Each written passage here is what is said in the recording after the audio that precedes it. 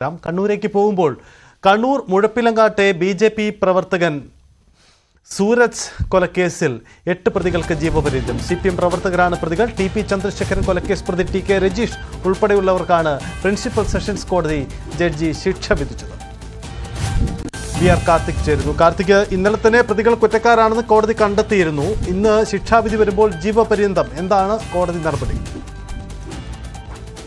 സജിത്ത്, 19 വർഷത്തെ നിയമ പോരാട്ടങ്ങൾക്കൊടുവിലാണ് ഇളമ്പിലായി സൂരജ് വധക്കേസിൽ ഇപ്പോൾ ശിക്ഷാവിധി വന്നിരിക്കുന്നത്. തലശ്ശേരി പ്രിൻസിപ്പൽ സെഷൻസ് കോടതിയാണ് ശിക്ഷ വിധിച്ചിരിക്കുന്നത്. 9 പ്രതികൾ കുറ്റക്കാരെന്ന വെള്ളിയാഴ്ച തന്നെ തലശ്ശേരി പ്രിൻസിപ്പൽ സെഷൻസ് കോടതി കണ്ടെത്തിയിരുന്നു. ഇതിൽ 8 പേർക്കും ഈ കേസിൽ ജീവപര്യന്തം ശിക്ഷ എന്നതാണ് ഏറ്റവും ശ്രദ്ധേയമായ വാർത്ത ഇപ്പോൾ പുറത്തു വരുന്നത്. കൃത്യത്തിൽ നേരിട്ട് പങ്കെടുത്ത 2 മുതൽ 6 വരെയുള്ള പ്രതികൾക്കും അതോടൊപ്പം തന്നെ ഗൂഢാലോചനയിൽ പങ്കാളികളായ 7 മുതൽ 9 വരെയുള്ള പ്രതികൾക്കുമാണ് ജീവപര്യന്തം എന്നതാണ് ഏറ്റവും ശ്രദ്ധേയം. കേസിൽ 9 പ്രതികളാണ് കുറ്റക്കാരെന്ന് നേരത്തെ കണ്ടെത്തിയിരുന്നത്. ഇതിൽ അഭിഭാഷകൻ ഇപ്പോൾ മാധ്യമങ്ങളെ പറയാനുള്ള ഒരു പ്രധാനപ്പെട്ട വസ്തുത ഈ കേസിലെ അന്വേഷണ ഉദ്യോഗസ്ഥന്മാരുടെ മികവാണ്. കേസ് ആദ്യം അന്വേഷിച്ച കെ ദാമോദരൻ, അന്ന് സിറ്റി സർക്കിൾ ഇൻസ്പെക്ടർ ആയിരുന്നു അദ്ദേഹം. കെ ദാമോദരൻ അദ്ദേഹം സിറ്റി സർക്കിൾ ഇൻസ്പെക്ടർ ആയിരുന്നു. അപ്പോൾ അദ്ദേഹം ആദ്യ കുറ്റപത്രത്തിൽ 2 പേരെ കൃത്യമായിട്ട് കണ്ടെത്താനുണ്ടെന്ന് പറഞ്ഞ് റിപ്പോർട്ട് നൽകി.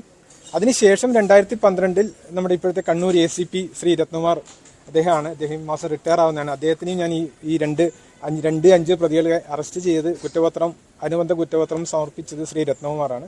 അദ്ദേഹത്തിനെയും ഞാൻ ഇത്തരണത്തിൽ അഭിനന്ദിക്കുകയാണ്.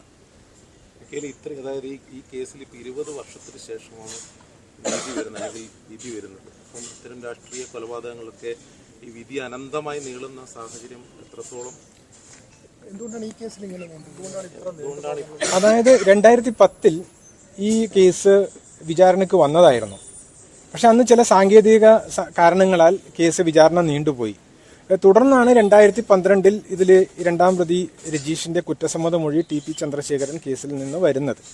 അതിനെ തുടർന്നാണ് ഇതിൽ തുടരന്വേഷണം നടത്തിയതും ആദ്യ കുറ്റപത്രത്തോടൊപ്പം എക്സിബിറ്റ് P37 രേഖയായിട്ട് അന്വേഷണ ഉദ്യോഗസ്ഥൻ സമർപ്പിച്ച 2 പ്രതികളെ കണ്ടെത്താനുണ്ട് എന്നുള്ള റിപ്പോർട്ടുണ്ട്. ആ റിപ്പോർട്ടിന്റെ അടിസ്ഥാനത്തിലാണ് ആ കൃത്യത്തിൽ നേരിട്ട് പങ്കെടുത്ത പ്രതികളുടെ സ്ഥാനത്ത് അവരെ ചേർത്തത്.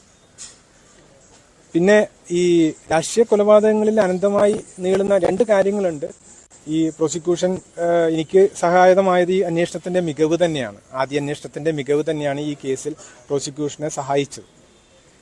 ഈ അമ്മയുടെ ഒരു ഹർജി കൊണ്ടാണല്ലോ താങ്കൾ ഈ ഒരു സ്പെഷ്യൽ പബ്ലിക് പ്രോസിക്യൂട്ടറായിട്ട് ഈ കേസിലേക്ക് ആ സാഹചര്യം എന്തായിരുന്നു? അതായത് 2024 ഈ കേസ് വിചാരണയ്ക്ക് വന്ന സമയത്ത് ഇപ്പോൾ അദ്ദേഹത്തിന്റെ മരണപ്പെട്ട സൂരജിന്റെ അമ്മ ബഹുമാനപ്പെട്ട സർക്കാരിൽ ഒരു ഹർജി നൽകി. സർക്കാർ അത് ആദ്യഘട്ടത്തിൽ പരിഗണിച്ചില്ല. തുടർന്ന് ഹൈക്കോടതിയെ സമീപിക്കുകയും ഹൈക്കോടതി സർക്കാരിനോട് ഇതിൽ അവരുടെ ആവശ്യപ്രകാരം സ്പെഷ്യൽ പബ്ലിക് പ്രോസിക്യൂട്ടറെ നിയമിക്കണമെന്ന് ഹൈക്കോടതി നിർദ്ദേശിക്കുമായിരുന്നു. അതിനെ തുടർന്നാണ് സംസ്ഥാന സർക്കാർ എന്നെ ഈ കേസിൽ സ്പെഷ്യൽ പബ്ലിക് പ്രോസിക്യൂട്ടറായി നിയോഗിച്ചിരിക്കുന്നത്. എനിക്കുള്ള എല്ലാ സഹായങ്ങളും ഡിപ്പാർട്ട്മെന്റിന്റെ ഭാഗത്തു നിന്നും ഈ കേസിന്റെ വിചാരണ ഘട്ടത്തിൽ ലഭിച്ചിരുന്നു. അതിന് ഞാൻ നമ്മുടെ സർക്കാരിനോടും ആഭ്യന്തര വകുപ്പിനോടും പ്രത്യേകം നന്ദി രേഖപ്പെടുത്തുന്നു.